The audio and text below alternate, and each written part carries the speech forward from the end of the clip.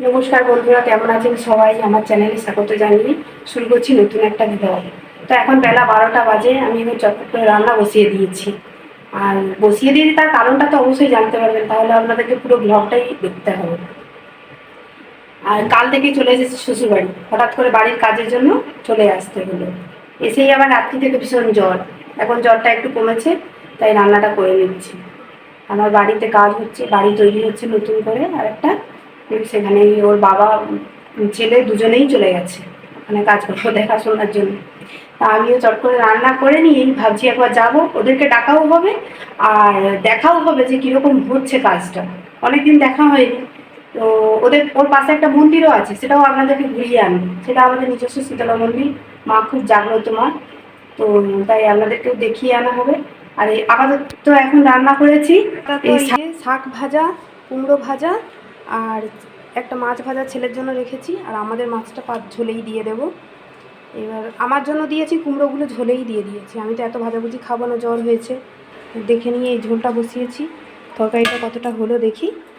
আর ভাতটা এখানে ইন্ডাকশানে বসিয়ে দিয়েছি, চটপট হয়ে যাবে। ছেলে তো কবে থেকে বায়না করছে বিরিয়ানি খাবে, তাই কালকে তমলুক থেকে সব বিরিয়ানি চাল, বিরিয়ানি মশলা সমস্ত কিছু বয়ে এনেছে।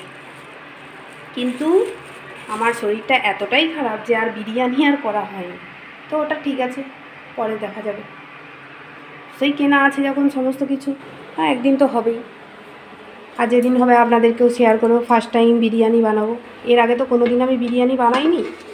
তো যেটাই বানাবো, খারাপ হোক ভালো হোক, সবটাই আপনাদের সাথে শেয়ার করবো। এই যে ঝোলও হয়ে এসেছে, আলু সব সেদ্ধ হয়েছে। এবার মাছটা দিয়ে একটু ফুটিয়ে নামিয়ে নেব।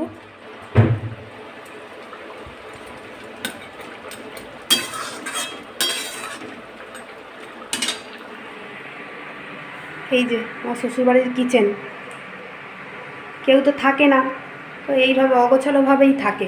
এবার আমরা সপ্তাহে সপ্তাহে আসি, এসে কতটা আর পরিষ্কার করব, সেরকমভাবে আর হয়ে ওঠে না।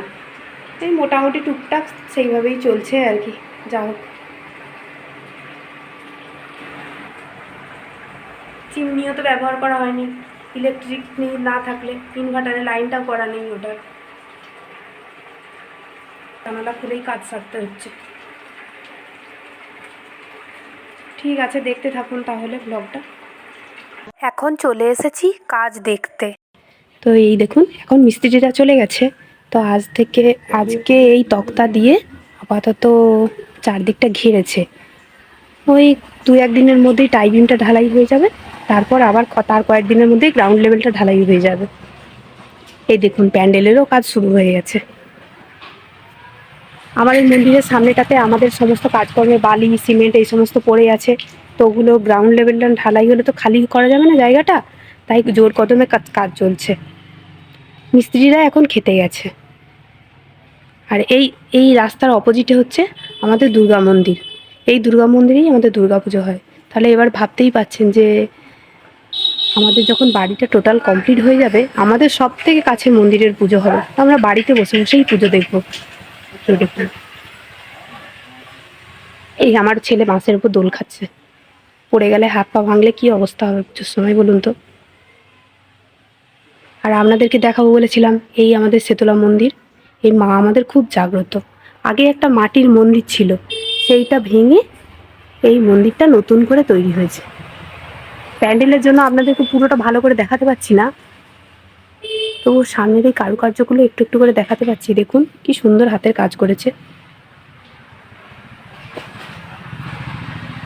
এখন মন্দির খোলা নেই, মায়ের তো ভোগ দর্শন হয়ে গেছে, সেই জন্য এখন মন্দিরের গেট বন্ধ করে দিয়েছে।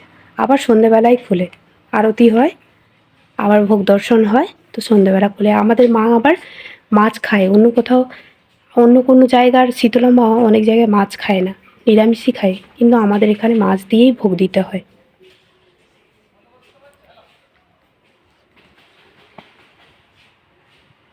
গ্রামের বাড়ি তো, তাই দেখুন বাড়ির চারপাশটা কত সুন্দর, পেছনেই একদম পুকুর গাছপালা। তো এখানে বাড়ি করে থাকলে অবশ্যই ভালো লাগবে, মনটাই ভালো হয়ে যাবে। আজকের মতো ব্লগটাই এখানেই শেষ করছি। সবাই ভালো থাকবেন, সুস্থ থাকবেন। নমস্কার।